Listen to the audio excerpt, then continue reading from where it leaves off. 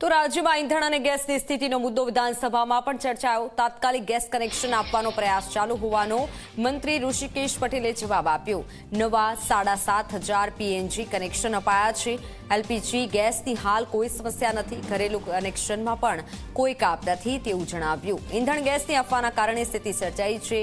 Petrol ડીઝલની કૃત્રિમ અછત ઊભી કરનાર અને સંગ્રહખોરી કરનાર સામે પણ કાર્યવાહી થશે।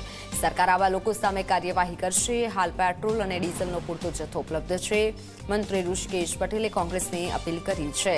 એમએલએ સોશિયલ મીડિયા પર ઈંધણની અછત નથી તેવી વાત વહેલી કરે, ઈંધણનો જથ્થો લિમિટેડ મળે તો ફરિયાદ કરો તેવું પણ જણાવ્યું।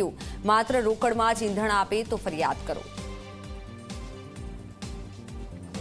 એટલે જો આપ રોકડ ક્યાંય જાઓ છો પેટ્રોલ પુરાવા અને માત્ર રોકડ રકમ જ સ્વીકારે છે પેટ્રોલ પુરાવતી વખતે, તો પણ તમે ફરિયાદ કરી શકો છો। કારણ કે મંત્રીએ જે રીતે વાત કરી છે કે ઈંધણ અને ગેસની સ્થિતિનો મુદ્દો અને હાલ પૂરતો પેટ્રોલનો જથ્થો છે। મંત્રી ઋષિકેશ પટેલે ગૃહમાં આ જવાબ આપ્યો છે। એલપીજી ગેસની હાલ કોઈ સમસ્યા નથી।